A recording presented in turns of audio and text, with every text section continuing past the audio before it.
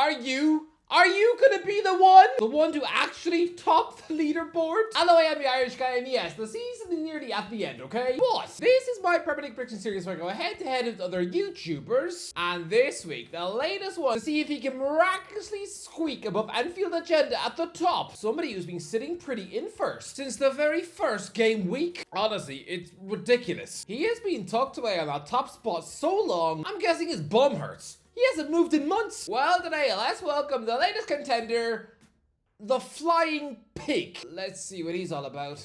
Hello, everybody. What is going on? It's the Flying Pig here on the Irish Guy, the Irish Guy's YouTube channel. What? And we're here to predict the Gameweek 35 fixtures in the Premier League.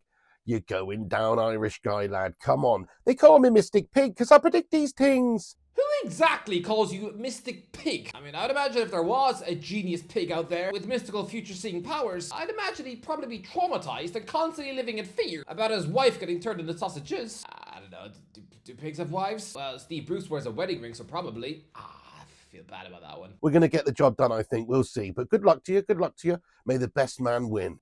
Man? You've already clarified you're a pig, which is unlucky for you because I grew up having a crush on Peppa Pig's mum. But Peppa Pig didn't come out until you were in secondary school. Shh. It's weird, isn't it? But go on then, if you somehow manage to be the special chunk of pork who actually manages to wrestle Anfield Agenda away from top spot, what forfeit are you going to give me to do? As a forfeit, I was thinking, should we give you something a little bit spicy, like maybe challenging you to eat the hottest curry possible whilst filming the next video? But then I thought that's just a little bit boring. It's a little bit mundane. Why don't we go for something a little bit spicy?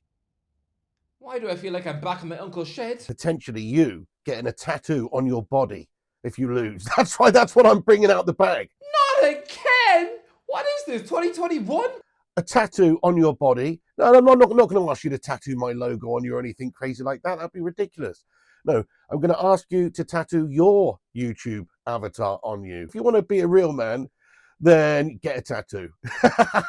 Right, let's go. Man City versus Wolves. Right, here we go then, guys. So the first game is obviously Manchester Cheaty versus Wolverhampton Blunderers, isn't it? So I think City are going to win 2-1. Let's go with Kevin De Bruyne scoring and Mamouche for Manchester City. And the one goal for Wolves is going to be scored by Matheus Cunha, soon to be Manchester United player Matheus Cunha. Interesting, Mr. Pig. You know what? I'm very close with this prediction because I think Man City will get a clean sheet. I mean, they're pretty much back to normal. They are no longer the bunch of terrified, haunted meerkats who were getting slapped about on a regular basis over Christmas. And now, ever since adding Mamouche to the bunch, City have quietly looked slick. And if there's anyone out there still thinking they won't qualify for the Champions League, I can only assume you also have aspirations of marrying the Tooth Fairy. It ain't gonna happen, chum. You're probably some sort of deranged lunatic who thinks that cheese can talk. I'm gonna go for a 2-0 Man City win. Marmouche and De Bruyne with the goals. Aston Villa versus Fulham. Aston Villa versus Fulham, an absolutely legendary fixture. I am going for a 2-0 comprehensive Aston Villa win. I'll go Rodgers and Watkins. Another one.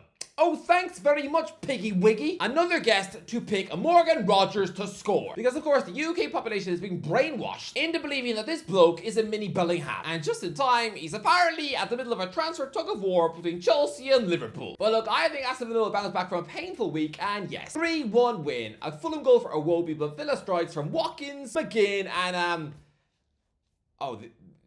this is awkward.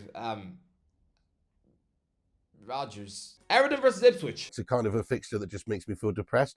But for that reason, I think it's going to be quite a good game. I'm going for 3-1 in this one. 3-1, I'm saying, and I'm going for Everton victory. 3-1 to Everton. Let's go with a Branthwaite header. But he never scores. Let's go with a Beto brace.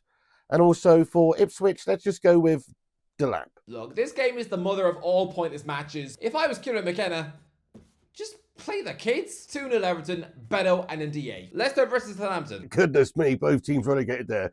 Bottom of the table clash. It's horrible. Yeah.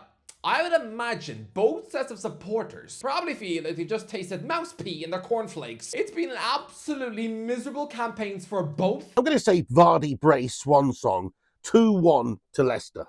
Vardy brace, 2 goals for him. And let's just go with Matheus Fernandes for the Saints. Oh, great. So you want me to have 2 ice cream showers on Monday morning? Look, I mean, if this comes true, it would be a glorious day for Leicester because it would mean that Jamie Vardy actually nets his 200th goal for the club. But nah, I don't think he will. I think that's going to be a really annoying itch for him. I mean, when he's 52, still ruining the fact he's stuck on 198 Leicester strikes, just angrily munching mouthfuls of Cocoa Pops whilst glaring at his Wikipedia page. But look, I've been saying this for months, alright? Southampton are better than Leicester City. I've been looking forward to this match. Everyone's been saying this Southampton team are the worst of all time. I don't even think they're the worst team in the league this season. Never mind every other one. This Saints team, despite being stranded on 11 pathetic points, they absolutely have more heart, cohesion, spirit, and fight than this absolutely pathetic, soggy porridge clown show that Rude has built in 2025. And I'm gonna say Southampton will prove it this weekend by winning 2-1. Flynn Downs and Kamaldeen Sulemana with the goals. I can feel it. Trust me. Southampton are winning. But don't worry, Leicester. You will see your team score their first home goal since December the 8th. Buonanotte. I mean, you have to. You have to. Because if you actually go 10 consecutive Premier League matches at home without a goal, if you're unable to score against statistically the joint worst team in its competition's history, then Van Nistelrooy should be forced to eat his own coaching badges. But trust me, Southampton are winning. I've been thinking this for months. I have never been so sure of a Saints win in my life, and to prove it, if Leicester City win this match, then I will walk into the middle of a car park and loudly scream for 30 seconds. Arsenal versus Bournemouth. Arsenal obviously going to probably be resting some players after losing 1-0 to PSG midweek. That's a bit mean. Come on, Pickett Christie. You don't need to laugh in their faces. Arsenal seem to like a draw lately, don't they, in the league?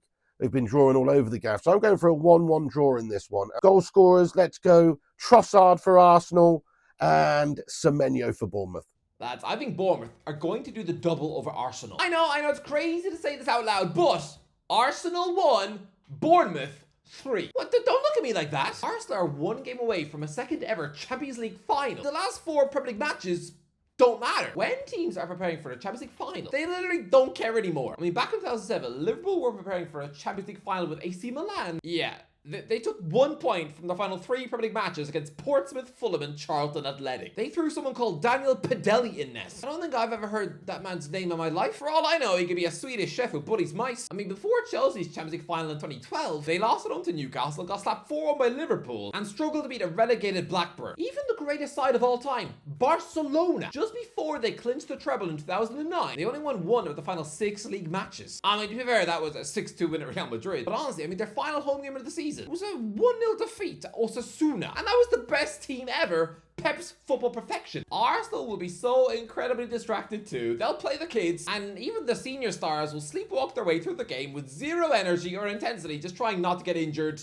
3-1 Bournemouth. Nwaneri, Ouattara, Semenyo, and Kluivert. Trust me, Bournemouth are 100% winning. And if not, then I will squash cherries in my face. Brentford versus Man United. We have been struggling in the league. We've been poor in the league. Poor. You're 14th in May. This hasn't been a poor season for Manchester United. This has been a nightmare season. If you actually qualify for the Champions League after losing practically half your Premier League matches, it's going to be such a ridiculously lucky cop-out. It's like someone finding the winning lottery ticket in a box of chicken wedges. I don't see Brentford turning us over, though. I think we're going to go 1-1. I'm going to just throw out Alejandro Garnacho getting the goal for Man United, and let's go Visser for Brentford. 1-1? 1-1? Hang on. Brentford are quietly class. It really is bonkers that this absolutely entertaining goal fest side have been 11th all year. Seriously, this is their 19th week of being 11th this season. They've only been in a European place 3 times this season, which seems a little crazy. The Bees are absolutely good enough to be a top half team. I think they're quietly brilliant, so the fact they're always in the bottom half, it's weird. Honestly, it's a bit like popping into Costa Coffee and having a cheese panini brought to your table by Britney Spears. I'd have a couple of questions. But yeah, 2-1 Brentford win. Mbemo and Wissa versus 1 ugly scrappy goal from Hoyland. Brighton versus Newcastle. I'm going for Newcastle away. Yes! Well done, sir! You supreme gentleman. I'm going for a 2-1 away win. Brighton are no mugs. They're no pushovers at all. Let's say Matoma gets a goal for Brighton, and then it's a comeback for Newcastle United. I'm going to say an Isak brace. Look, I know that Brighton have already beaten Newcastle twice this season so far, but yeah, I also smell a Newcastle win. It's going to be the best game of the weekend, 3-2. Welbeck, Adingra, Isak, Murphy, and Barnes. Honestly, it's going to be one of the most aesthetically pleasing football matches of the entire season. This is going to be great. West Ham versus Tottenham. West Ham versus Spurs then. Boring. Both teams absolute bottle bags at this minute in time. So yes, I don't see anything interesting. Again, Spurs have their focus on the Europa League as well. I don't see much. I'm going to say 0-0. Oh, man, you're not going to win this thing by predicting 0-0s. It's just not going to happen. Look, both teams have been absolutely dreadful this season, sure. But, I mean, Spurs gave up in the Premier League weeks ago. Come on, they have been showing absolute relegation form for months. If they weren't still in Europe, the Postecoglou would right now be down the local job centre asking if there's any vacancies at Boots. Look, I'll go for a 2-1 West Ham win. 2 from Bowen, 1 from Solanke. A result which will actually put Tottenham 17th in the table. Man United will be 15th. And they're both in the Europa League final. Chelsea versus Liverpool. I'm going to say a 2-2 draw in this game. Let's say Nicholas Jackson and Cole Palmer. Cole Palmer. Cole Palmer. It would have looked less strange if you just started eating your own underpants. Are you feeling okay, Mr. Pig? Have you just swallowed a gulp of poisonous toothpaste? Cole Palmer don't score anymore. Look, if Palmer does score against Liverpool, then I will chuck dog food in my face. And then you've also got over on the Liverpool side of things, I'm going to say Salah and Luis Diaz. This feels like a nothing match, but I feel like it's going to be like the cup final from last season. 1-0 Liverpool, Van Dijk from a corner. Crystal Palace versus Nottingham Forest. I'm going 3-1 to Forest in this one. Crystal Palace goal scorer, let's go easy. Easy?